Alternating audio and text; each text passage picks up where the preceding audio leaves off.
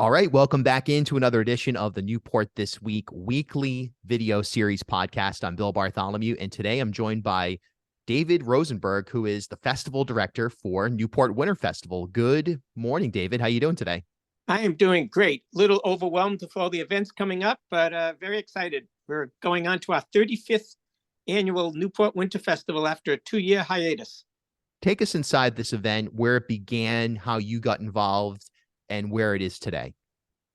Well, it began with Paul Crowley and some people from the Convention and Visitors Bureau that wanted to have some sort of an impact on the community in the dead of winter. And we have a wonderful community, but there's not a lot going on in winter. So they came up with the concept of calling it a winter carnival and created this event in 1989 to get some attention into the community. And then in 1990, they asked us if we would run it for the Convention and Visitors Bureau because they're not in the event business. So we took it over and started running it on behalf of the Convention and Visitors Bureau.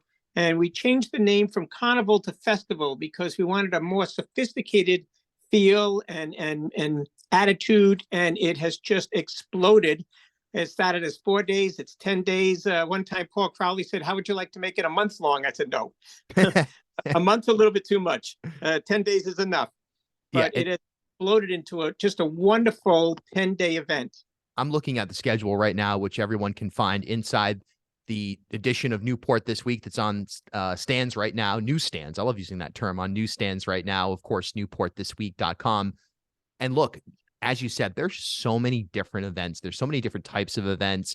It incorporates unique activities, unique events that are explicitly for the festival, but then it also wraps up and includes a lot of things that happen kind of on a regular basis in Newport, but it puts them together and it offers sort of a specialty element based on the festival. Talk about that, incorporating, and showcasing, frankly, many of the great things that take place in Newport on a regular basis.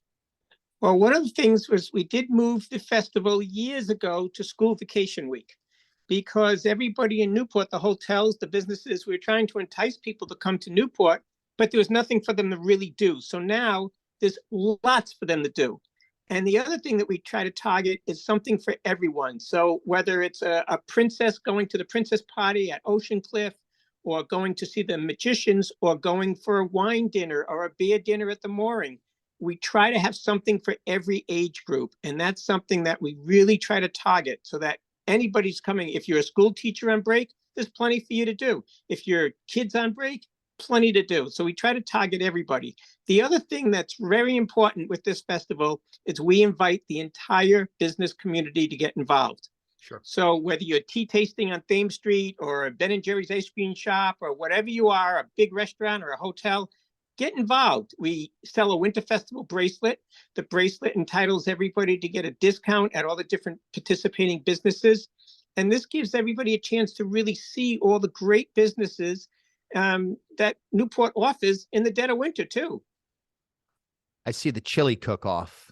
That's a very important aspect of things. Talk about that. I'm very excited with the chili cook-off, and very excited that our Newport Fire Department is returning with their 5-alarm chili. And they've been with us for, I don't even know, 10, 15 years. This is the 26th year of the chili cook-off.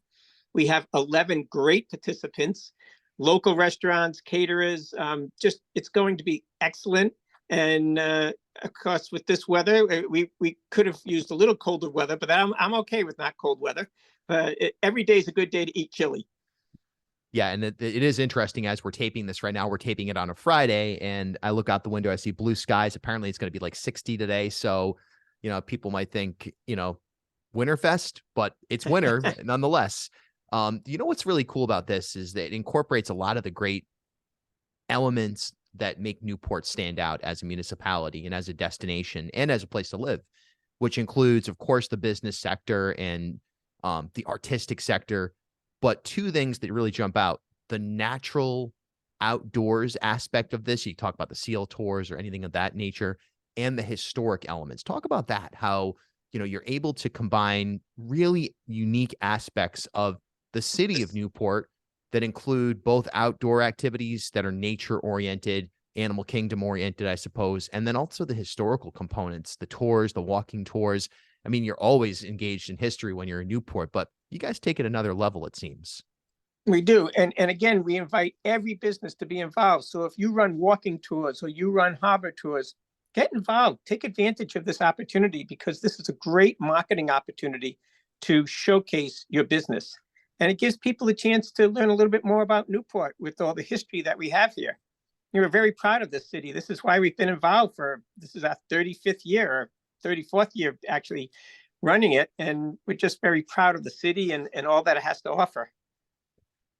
Yeah, as all people who love Newport ought to be, because it is an amazing place. So you have a catchphrase or a slogan that you often use, I guess, and I think it was, there's no snow place like Newport. There's no place like Newport. And this year's theme is Celebrate, Don't Hibernate. We've all hibernated for the past 2 years. Now it's time to come out and enjoy yourself.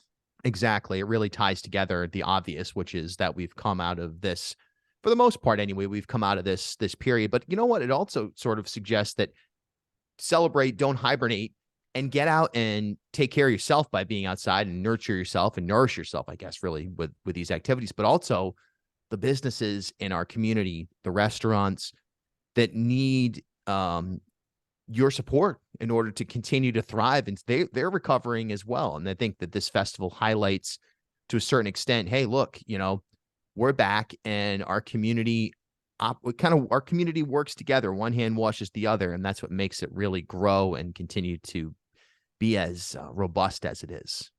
Correct. And we really try to encourage everybody to support all the local businesses. And this is a great time that hopefully will give them a little economic impact in the dead of winter, which they could all use.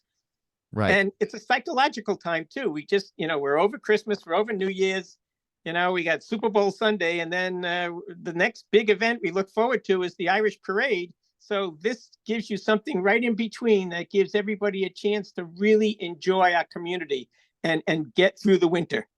Yeah, I can't wait to come down and just experience some of these events, because you're right. This is a period that, especially if you're kind of a summer person, which admittedly I am, I'm somebody who just, loves the May through October. You can see the parking regulation signs May through October. And it's like, well, yeah, that's when I'm at my happiest, I guess. But this is really, it helps your cause. It helps the cause of the city, and it helps boost morale in the middle of the wintertime. It's a really beautiful event. And, I guess the last thing I would ask you is that, what sort of impact has this had in your life, organizing this event that brings a lot of joy to people? It's funny you say that. I do have to mention that we have some wonderful support too this year from Discover Newport, Bank Newport, Duncan, and the 150th anniversary of the Newport Hospital, which we're very excited about.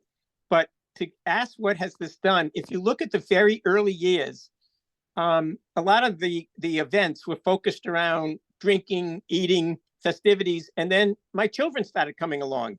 And I said, there's nothing for kids to do, which I didn't realize because I wasn't focused on that. So now my kids have been involved with the festival. The festival's in its 35th year. My oldest is 30. My youngest is 20. She was born the last day of the Winter Festival 21 years ago. And it's had a big impact because now they're helping and participating and getting all the events underway with me. So it's really become a family event with us too. And it's had a big impact. And I've met wonderful, wonderful people throughout the 35 years in the business community and the hotel community. And it has had a big impact on us, to be honest. That's really cool. What a cool story. He's David Rosenberg. Newport Winter Festival begins February 17th. It runs through the 26th. You can find out all the details you could possibly imagine. Tons of content. Actually, a great interview that you did in print format with Colleen McGrath. That's all in Newport this week. You can find it on newsstands. There's that word again. I love throwing that word into things. And also, of course, newportthisweek.com. I'm Bill Bartholomew. This is the Newport This Week video podcast series. We'll catch you next Friday.